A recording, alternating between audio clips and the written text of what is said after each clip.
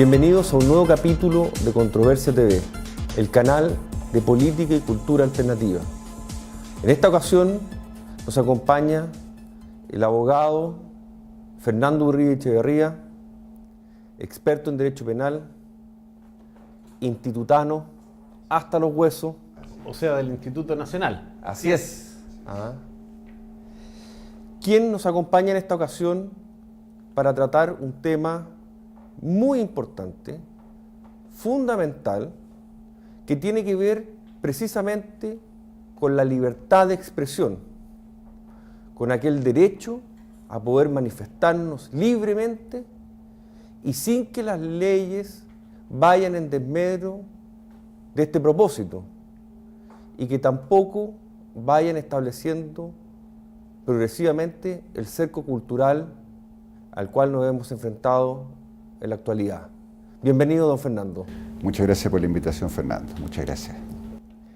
Queríamos partir conversando, como decía, respecto a la libertad de expresión y cómo hoy en día progresivamente vemos que distintos tipos de leyes han ido cercando, han ido poniéndole coto a lo que tradicionalmente entendíamos que era un derecho fundamental de poder señalar, advertir y participar de la libre opinión y expresión de las ideas. Y sin embargo, nada podemos hacer. Y en ese sentido, yo creo que hay que partir por lo básico. ¿Qué es la libertad de expresión? A ver, la libertad de expresión es sencillamente el derecho que tienen las personas a decir, mostrar lo que piensan o lo que sienten. Lo pueden hacer por la vía oral, por la vía escrita, por gestos, por sentimientos. Eso es la libertad de expresión.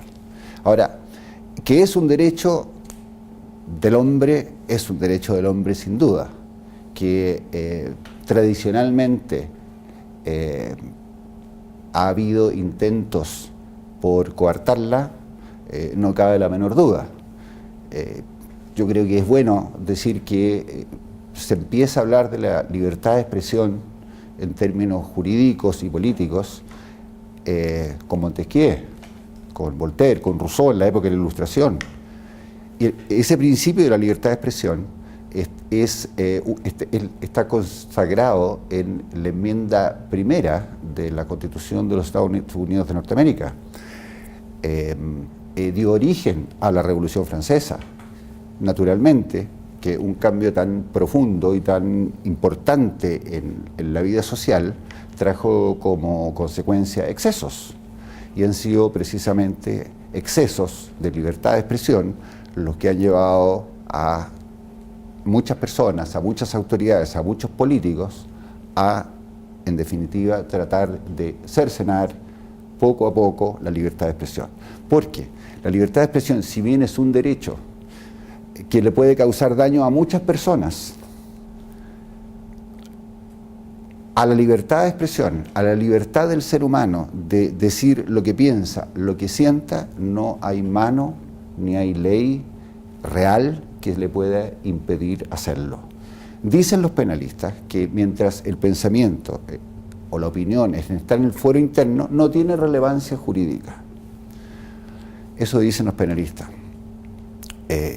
Y es cierto, si yo estoy pensando algo y no lo digo, no estoy expresando nada. Ahora, el tema es cuando lo expreso, es la forma como lo expreso. Ese es el dilema desde el punto de vista del derecho, cómo lo expreso, respetando las reglas del juego o sin respetar las reglas del juego. Don Fernando, pero ese cómo expresarse o incluso la posibilidad de llegar a excesos justifica cercenar el ejercicio de la libertad de expresión del pensamiento? No, yo creo que no. Yo creo que básicamente aquí, especialmente en Chile, hay un problema cultural muy importante que a mi modo de ver parte desde que se suprime la cátedra o la clase de educación cívica en los colegios, claro, es de las peores medidas educacionales que se hayan tomado jamás nunca. Se acabó la clase de educación cívica y la gente no tiene la menor idea a qué campo entra a jugar cuando adquiere la totalidad de los derechos que le da la ciudadanía. A mi modo de ver, no. Yo creo que básicamente son los excesos de libertad de expresión, los excesos, digamos, violentos de la libertad de expresión, los que la atacan más profundamente que posibles acciones de legisladores o de políticos o de sociólogos. Una marcha estudiantil, por ejemplo, es perfecta y totalmente legítima, es una expresión natural. Estamos protestando por algo. Sin embargo, lo que queda es lo que pasa después de la marcha, cuando aparecen, lo hemos visto, los encapuchados, destruyen semáforos, destruyen comercios, y los medios de comunicación se preocupan de lo que le pasó al comerciante, lo que le pasó al semáforo, y no al daño que se le está haciendo a la libertad de expresión. Pero, don Fernando, justamente en ese sentido, cuando tocamos el tema de los medios de comunicación, precisamente nos encontramos una y otra vez la misma noticia, en el mismo formato, repetida en los distintos medios, ya sea en la prensa escrita, ya sea en los canales de televisión, ya sea en la radio, existiendo un traje a la medida, una estandarización, una uniformidad, es decir, una forma para todos, en donde lo que nos están proponiendo es una forma de libertad de expresión. Una información pautada. Una formación pauteada. Bueno, eso es evidente, es cosa de ver los noticieros en la televisión, leer los diarios. Yo hoy día leía todos los diarios de Chile, todos igual, salvo reportajes pequeños. Bueno, aquí hay una pauta que alguien hace. Tampoco puede ser esto sencillamente que todos los directores o todos los editores, jefes de los diarios, tuvieron la misma idea de poner esta noticia o esta otra noticia en pauta.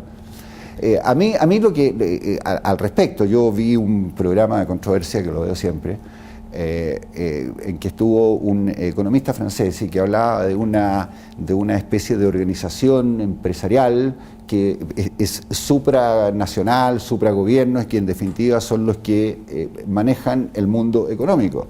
A mí me da la impresión que en materia de comunicaciones, y con todo respeto con mis amigos periodistas y directores de diarios, hay también un pauteo que viene y que los dirige y que los manda, porque aquí los diarios viven de los comercios, de las publicaciones, de los avisos, etcétera, etcétera. Yo tengo claro que uno de los, por ejemplo, había un candidato presidencial en la elección pasada que dijo que si él era presidente nunca más iba a hacer publicaciones pagadas por el gobierno en 2 medios de comunicación. Franco París. Al día siguiente o 2 días después aparece uno de esos medios de comunicación, después ya de las elecciones, diciéndole que este señor las firmas las obtuvo fraudulentamente, que el Porsche que había vendido no lo había vendido, sino que estaba guardado en el garage de su casa, y eso lo recogen todos los medios de comunicación. Entonces, es como una defensa que tienen los medios, que se hacen los medios de sí mismos. Pero pareciera que hay una cierta contradicción, porque ya se aprobó en la Comisión del Senado, en la Comisión de Derechos Humanos del Senado, la idea de legislar respecto a esta ley sobre la incitación al odio, y particularmente, ya que estamos hablando de la prensa, va a ir a modificar la ley de prensa, precisamente, en donde, desde el punto de vista legal y sobre todo penal, acá lo que se quiere decir es que todo acto de persona o grupo destinado a propagar doctrinas que propugnen la violencia, el ilícito y contrario al ordenamiento institucional de la República, estaríamos frente a una situación en la cual ya prácticamente no se va a poder decir nada, y más encima la prensa se va a estar alineando a aquello. Bueno, pero es que no es ninguna novedad, porque si nosotros, Fernando, vamos muy atrasados en este respecto. En 1948... Pero estamos aceptando una ley mordaza. Eso existe en la Declaración de los Derechos del Hombre, que es de 1948, que se consagra la libertad de expresión. Viene la parte final en que se dice la libertad de expresión solamente puede ser controlada cuando se incita al odio, la violencia o las declaraciones de guerra, etcétera, etcétera. No estamos haciendo nada nuevo. Además, eso, tengámoslo claro, desde que Chile suscribe el Pacto de San José de Costa Rica, con el presidente Elwin, y la ley y pasan a ser ley de la República y con preeminencia sobre ella los tratados internacionales, todo esto que estamos discutiendo en el Senado está en el pacto, o sea, está en la Declaración de los Derechos del Hombre, está en la Convención de los Derechos Humanos, ahí está.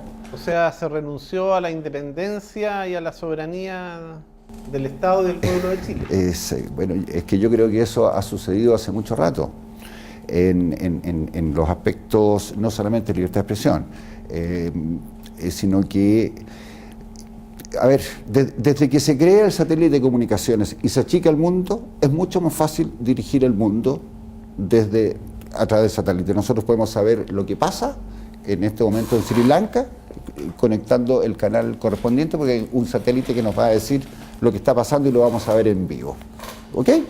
Aquí tenemos un ejemplo concreto de lo que pasa. Yo lo voy a decir. Fíjese usted que en Inglaterra hay durísimas sanciones a quienes opinan o hacen expresiones contra la monarquía en suelo británico. ¿Sabe lo que hace la gente? Toman un cajón de cerveza, se van a Hyde Park, se paran arriba del cajón y dicen las brutalidades más grandes en contra de la reina o de la familia que tiene el reinado en Inglaterra. Entonces, ¿qué es lo que hay? ¿Qué es lo que nace? Tenemos todos derecho a expresar lo que queramos, ¿cierto? ¿Qué es lo que tenemos que hacerlo? Hacerlo con respeto. ¿Con respeto a quién? ¿Al Estado? ¿A los políticos? No, con respeto al hombre.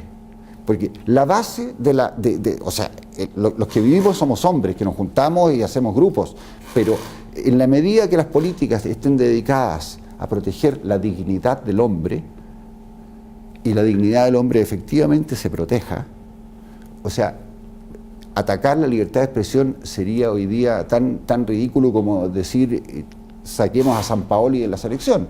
Nadie podría estar a favor de algo que entrara a limitar la libertad de expresión. Sí, el que expresa respeta el derecho al honor que tienen los demás.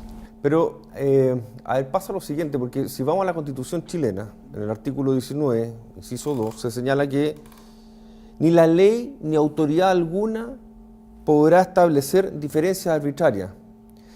Pero hemos transitado al camino con estas leyes, al estilo de la que se está viendo de la incitación al odio y muchas otras más, que acá la ley o la autoridad está empecinada a establecer igualdades arbitrarias. Entonces, finalmente, ¿en qué momento la gente va a tener la posibilidad de realmente poder expresar el libre intercambio de ideas como lo garantiza la primera enmienda en Estados Unidos? A ver, la Constitución es la ley de las leyes, a ella se deben ajustar las demás leyes. Efectivamente, el artículo 19 es donde están las garantías constitucionales, los derechos humanos de los ciudadanos chilenos. Junto a lo que tú estabas señalando, tenemos que considerar la libertad de circulación, por ejemplo. La libertad de circulación, yo puedo ir donde yo quiera, salvo que haya un carabinero que me diga pare, por aquí no se puede pasar porque no se puede pasar, y yo no tengo más que, a pesar de que el artículo 19 de la Constitución y que la puedo andar trayendo y decirle que soy abogado, no me va a dejar pasar. Hay momentos en que los derechos que están en la Constitución, hay momentos en que los derechos que están garantizados en la Constitución como que se restringen por razones reales y naturales. ¿Ah? Yo digo, a la pregunta tuya, Fernando, de la discriminación, ¿y quién califica lo que es odioso o lo que no es odioso? Exactamente. ¿Quién lo califica? Exactamente. ¿Ah? Exactamente. Lo van a calificar nuestros políticos, nuestros jueces, nuestros países vecinos, la comunidad internacional. ¿Quién va a determinar qué es el odio? Y ahí está la clave. Porque yo puedo hacer un comentario que desde mi punto de vista, en absoluto, llame a la guerra o incite el odio. Puedo hacerlo. Pero hay alguien que puede decir, no, pues este tipo está haciendo así y va a ser nuevamente un tema de mayoría, que Ortega y Gasset lo dijo, pero con todas sus letras en 1925. Que la mayoría es la que determina, incluso determinados principios básicos se están determinando por mayorías y no por verdades, y no por razones de fondo. Cuando uno habla de la libertad de expresión, la libertad de expresión del pensamiento, se antepone a el hecho de que hay posiblemente y seguramente personas o grupos que no les va a gustar la opinión que otras personas hagan en contra de ellos. Y puede darse que esas personas, esos grupos o esas autoridades a las cuales no quieren ser criticadas, utilicen ciertas leyes para coartar la libertad de expresión. ¿Cómo puede la gente, el pueblo, la ciudadanía, la sociedad defenderse frente a ese uso malicioso de que no odien, no digan tal cosa mal de tal persona? ¿Cómo se puede la gente defender de eso? Veamos el caso, por ejemplo, de un club deportivo que expresa la presencia de una colonia inmigrante en Chile, los palestinos, que tienen su club deportivo palestino, y que en virtud de su historicidad dibujan el plano histórico de su tierra ancestral en su camiseta. Y eso da pábulo a otro grupo presente en el país para decir de que los están odiando a ellos. Bueno, ahí está el tema. ¿Quién es el que determina qué es lo que es odioso o no es odioso? ¿Qué es lo que la incitación al odio o no es el odio? Afortunadamente hoy día existen las llamadas redes sociales en que la gente se puede comunicar entre ellas. Ahora, intentar o darle importancia a que un equipo de fútbol tenga un número uno de una forma determinada, de la forma de un país o un estado determinado, digamos, en el fondo, para la libertad de expresión, ¿qué importancia puede tener eso? Ni una. ¿Cómo se defiende la gente? O riéndose del tema o no dándole importancia. El tema es cuando la autoridad toma decisiones haciendo esa discriminación, porque así como los palestinos tienen el derecho, el equipo palestino tiene el derecho a poner los números como quiera, el Barcelona se pone Qatar Foundation o hay otros equipos que, como la Unión Española, que tiene un símbolo franquista en su insignia, y nadie dice nada, porque no tiene importancia, porque la verdadera importancia es la libertad de expresión. Y yo expreso lo que yo quiero respetando a los demás. Respetando a la mayoría de los demás, no. Respetando a todos los demás. A todos. Naturalmente que no lo voy a conseguir. Pero es así debe intentarse, las reglas del juego. Pero jurídicamente, ¿podemos defendernos de los que hacen lobby en contra de la libertad de expresión? ¿Podemos defendernos de estas posibles asociaciones ilícitas que van en contra de la libertad de expresión? Bueno, el ordenamiento penal y el ordenamiento civil dan las facultades. Lo que pasa es que tiene que haber jueces que estén dispuestos a jugársela. Y también hay que señalar que todos los poderes del Estado están limitados en su actuación por lo que pueda decir la gente. Yo le quiero decir un ejemplo muy claro de libertad de expresión. A principios de enero, el presidente de la República hizo una crítica al Poder Judicial. Al día siguiente, el presidente de la Corte Suprema le contesta por los medios, diciéndole que él no tiene derecho a criticarlo. ¿Por qué el Poder Judicial? Porque son poderes independientes. Yo tengo derecho a criticar a quien yo quiera. O sea, el presidente de la República no tendría libertad de expresión. No tendría.